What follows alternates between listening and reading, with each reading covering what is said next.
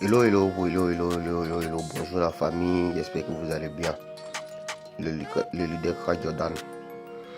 Bonjour aux visionnaires, bonjour aux voyants et bonjour aux personnes qui sont toujours aux informations, des personnes qui cherchent toujours à comprendre ce qui c'est que le Web 3, ce qui c'est que la blockchain et ce qui c'est que la crypto-monnaie.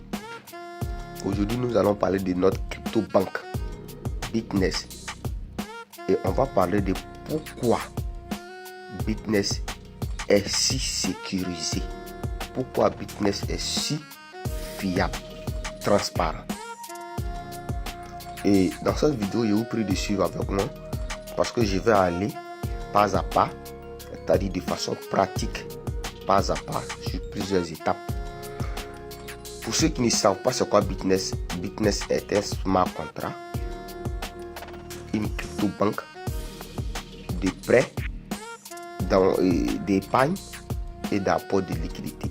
Quand on parle d'apport de liquidité, je prends comme par exemple ceux qui vont déposer leur argent à la banque. Donc pour déposer votre argent à la banque et avoir des intérêts, c'est de la même manière aussi vous pouvez déposer votre argent à travers le contrat intelligent de Bitness pour avoir des intérêts. Donc c'est une crypto-banque. Le monde évolue, acceptons d'évoluer avec le monde. Si tu refuses d'évoluer avec le monde, perds les opportunités du monde. Donc, lorsque nous arrivons sur Bitness, comme je le dis, on voit ici une liquidité. Et on nous dit que cette liquidité-là, on peut la vérifier. Elle est disponible sur quoi? Sur PancakeSwap, sur la pool de liquidité V3. Donc là, qu'est-ce que je fais d'abord? Je vais cliquer dessus comme ça et ça va me diriger où? Ça va me diriger sur BSC Scan. BSC Scan, c'est sur la blockchain de Binance où on peut tracer, où on peut suivre tout ce qui est comme transaction, la vérification des transactions, ainsi de suite. Donc voilà, ça m'a dirigé sur quoi? BSC Scan. Et lorsque j'arrive sur BSC Scan, je vois ici cette liquidité qui est là, 28 millions de dollars. Pourquoi sur le site c'est marqué 30 millions et j'arrive ici c'est 28 millions? C'est parce que la liquidité de ceux qui épargnent n'est pas bloquée aussi dans PancakeSwap. Je le répète, la liquidité de ceux qui épargnent n'est pas bloquée parce que c'est de l'épargne flexible. Donc eux, ils peuvent récupérer ça à tout moment. Il n'y a pas de période de blocage. Donc vous faites les 30 millions qui sont sur la plateforme moins les 28 millions ici. La différence que vous trouvez, c'est pour les épargnants. Et les épargnants ont aussi les contrats à part. Vous voyez? Donc voici la liquidité ici. Je clique dessus par exemple. Vous allez voir ici 19 millions en USD TBP20 et 8 millions en USD CBP20. Donc c'est le cumul qui font, et si c'est le cumul qui fait les 28 millions. Vous voyez un peu. Donc, qu'est-ce que j'ai fait par la suite? Je vais maintenant aller sur PancakeSwap pour pouvoir aller vérifier cette liquidité là-bas. Donc, je vais d'abord copier l'adresse que vous voyez ici, l'adresse de la liquidité, qui est directement sur PancakeSwap, qui est directement bloqué sur PancakeSwap comme on le dit. Donc, nous allons aller vérifier. Mais avant, je copie l'adresse de cette liquidité.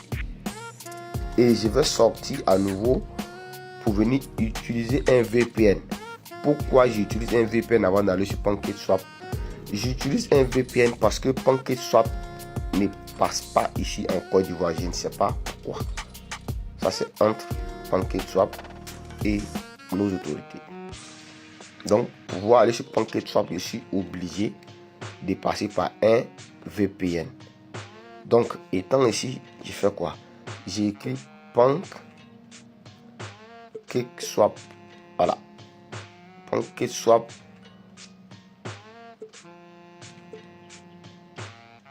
PancakeSwap. Point finance.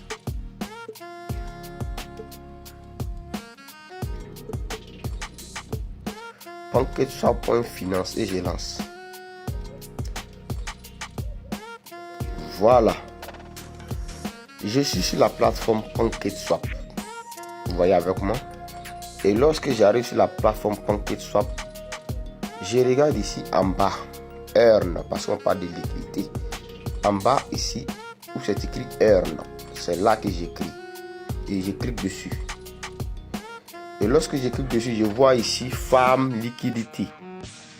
Donc, lorsqu'on parle de liquidité, vu qu'on parle de liquidité, donc c'est là que je dois cliquer sur Farm Liquidity. Et une fois cliqué dessus, vous allez voir que ça charge. Et voici toutes les liquidités qui sont disponibles, les différents paires de liquidités qui sont disponibles sur PancakeSwap. Mais moi, ce qui m'intéresse ici, c'est pourquoi? C'est pour Bitness. Et on dit que la liquidité se trouve dans le pool V3. Vous voyez ici, donc je clique sur V3. Et par la suite, ici, dans la barre de recherche, ici, je vais coller l'adresse de la liquidité que j'ai copiée là-bas. Donc je colle là. Et lorsque je colle, voilà automatiquement ici la liquidité qui sort. USDT, USDC. Le paire de trading USDT, USDC. Vous voyez? Donc je peux cliquer dessus comme ceci. Je clique dessus. Ça va charger. Et voici donc la liquidité ici. Voici la liquidité qui est bloquée ici. Lisez avec moi, hein. Ils ont dit Total Token bloqué, TVL. La valeur totale bloquée 28 millions 400 et quelques mille là-bas. Donc paire de trading USDT, USDC. Il y a USDT 19 700 et USDC 8 700. C'est la totalité qui font les 28 millions. Donc voici comment on vérifie. J'ai vérifié, je vois que la liquidité est réellement disponible et c'est bloqué. Et lorsque cette liquidité est bloquée, ça n'appartient plus au créateur de Bitness, mais ça appartient à la communauté. Ce qui a été écrit et introduit dans le contrat, tant que ce n'est pas respecté, le contrat ne pourra rien exécuter. Donc, lorsque ton contrat ou bien ton apport va finir, que le contrat va exécuter pour que le paiement soit fait dans ton portefeuille. Merci. Et hormis ça, c'est pas possible de venir prendre une liquidité qui est bloquée ici sur ce DEX. Ceux qui ne savent pas prendre que soit peut-être DEX, DeFi, un échangeur décentralisé. Voilà. Donc là, on en a fini. On a vérifié cette liquidité là sur PancakeSwap. Maintenant, on dit l'adresse contrat de Bitness est renoncée. Ce n'est pas modifiable. Comment on fait réellement pour vérifier, pour prouver que c'est vraiment renoncé, ce n'est pas modifiable? Pour cela encore, je vais toujours dans Bitness ici. Non. Je retourne toujours dans Bitness. Je retourne toujours dans mon compte Bitness ici présent. Pour la vérification de l'adresse contrat, comme on le dit, que c'est bloqué. Donc, je retourne dans Bitness comme je le dis. Je clique sur poursuivre quand même, ça c'est pas quelque chose de compliqué. Donc, une fois que je suis sur le compte ici, Bitness, je peux descendre, de scroll jusqu'en bas. Vous voyez ici où c'est écrit Bitness. En face, ils ont écrit plus. Je clique là. Je clique pour faire quoi? Je clique pour avoir accès aux différentes adresses des projets de Bitness. Voici l'adresse de Bitness Loop. ici, l'adresse contrat Bitness Loop. L'adresse contrat de Bitness Saving. Bitness Loop, c'est l'adresse où on fait les apports de liquidité. Bitness Saving, c'est l'adresse qui contrôle, qui gère les emprunts, ceux qui viennent emprunter. Donc, vous voyez, c'est la même chose que Bitness Loop. Ce sont ces adresses qui sont où la liquidité est bloquée sur PancakeSwap et qui sont renoncées. Ça, c'est l'adresse de la monnaie qui sera émise encore en cours. Et ici, c'est l'adresse de l'épargne, Bitness Saving Box. L'épargne, vous voyez ici, c'est différent de l'adresse de l'apport de liquidité et de l'emprunt. Pourquoi c'est différent? Parce que lui, simplement, il n'est pas renoncé, comme je l'ai dit. C'est un épargne flexible où à tout moment, les gars peuvent récupérer les jetons, leur argent. Donc, je vais copier ici l'adresse de Bitness Loop. Et lorsque je finis de copier, qu'est-ce que je fais? Je vais sur une plateforme qu'on appelle Défi. Une plateforme qu'on appelle Défi, DE.fi. Et je lance. C'est une plateforme qui permet de vérifier la fiabilité de tout ce qui est comme smart contract et des projets de la blockchain. Et une fois arrivé ici, je clique sur Entrée. Moi, j'ai déjà un compte normalement. Donc, login. Si je n'ai pas de compte, vous devez créer un compte. Si je n'ai pas de compte, vous devez créer un compte. Vous comprenez? Quand vous cliquez sur login, vous allez voir, ils ont mis s'inscrire. Mais moi, j'ai déjà un compte, donc automatiquement, c'est connecté. Donc, quand j'arrive, qu'est-ce que je fais? Je clique, il y a les 3 traits ici, en haut à gauche. Et je scroll. Je vais voir ici scanner. Donc je clique sur scanner et je fais quoi par la suite? Par la suite, ici, je vais mettre en français.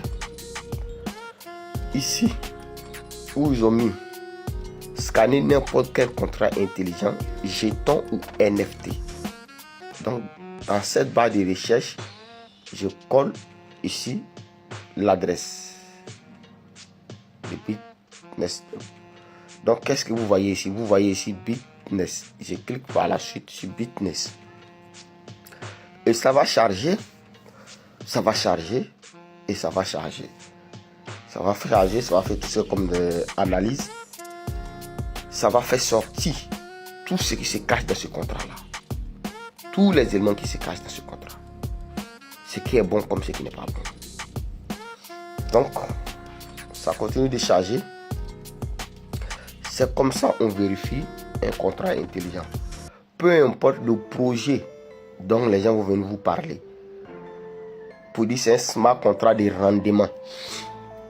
Vérifiez d'abord que ce smart contrat en question dispose d'une pool de liquidité bloquée quelque part d'abord.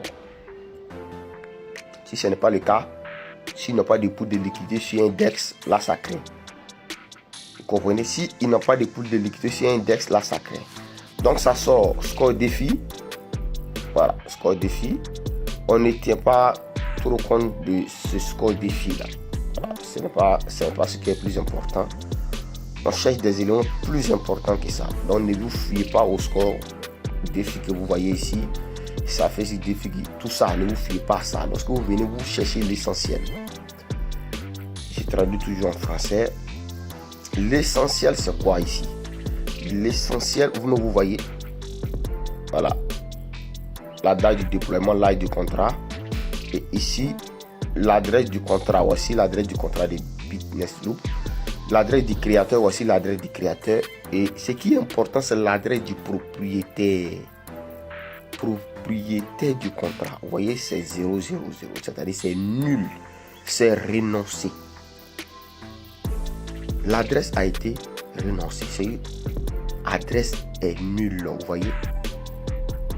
Propriétaire du contrat, c'est très important. Propriétaire du contrat, ça doit être renoncé, ça doit être nul. Vous voyez.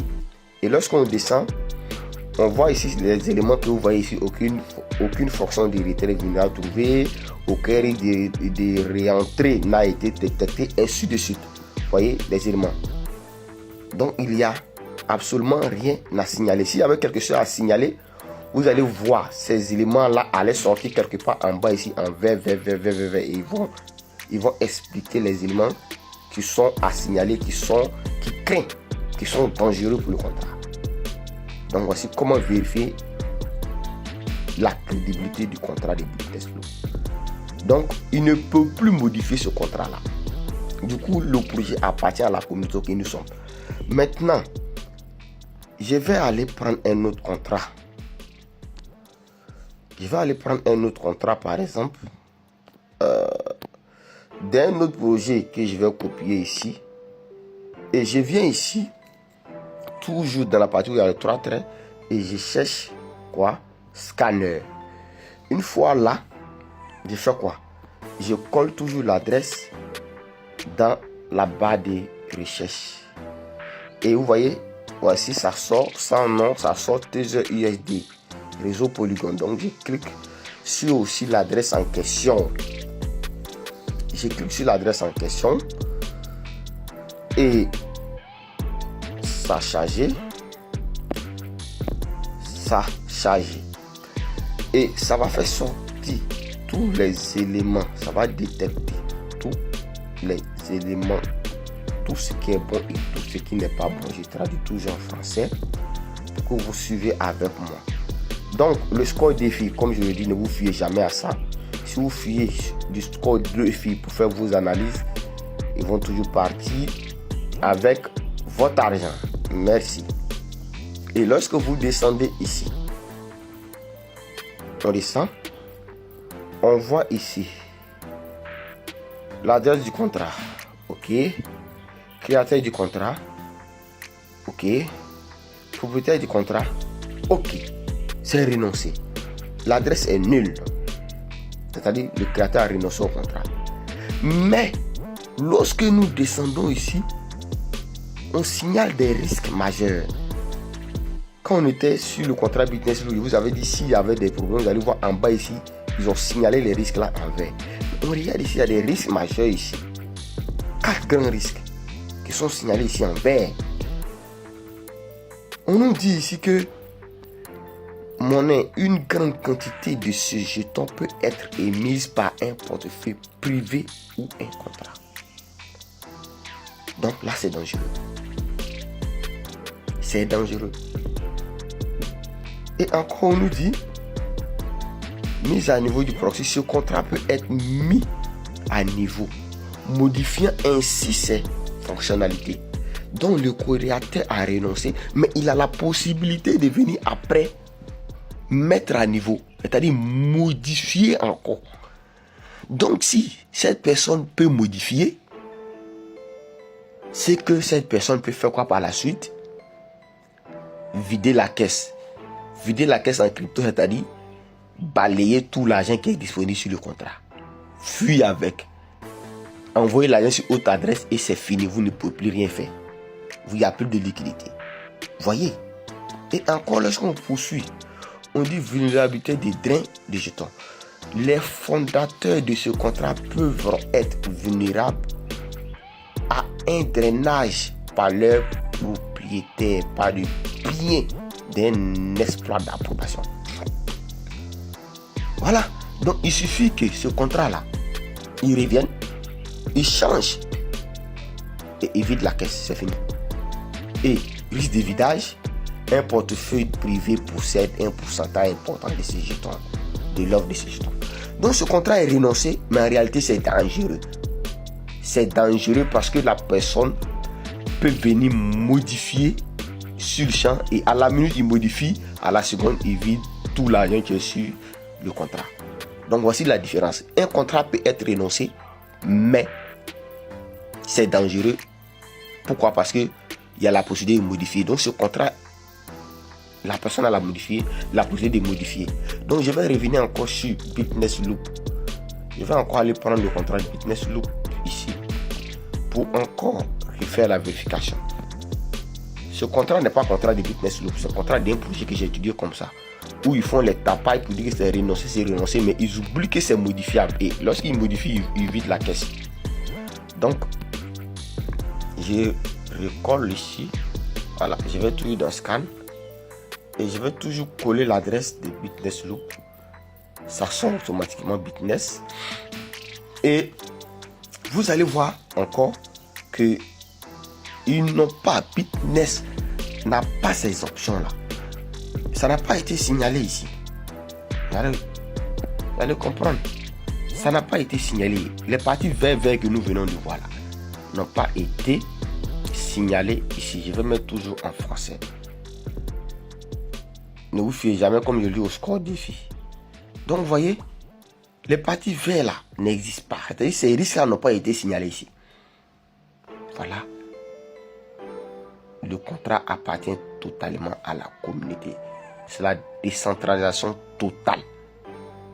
Vous comprenez? C'est la décentralisation totale.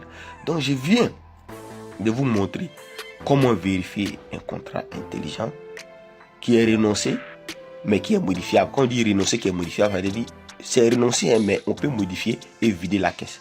Et un contrat qui est renoncé, mais qui n'est pas modifiable. Et il y a des contrats, mais qui ne sont pas du tout renoncés. Je vais aller, par exemple, prendre le contrat de Bitness Saving Box.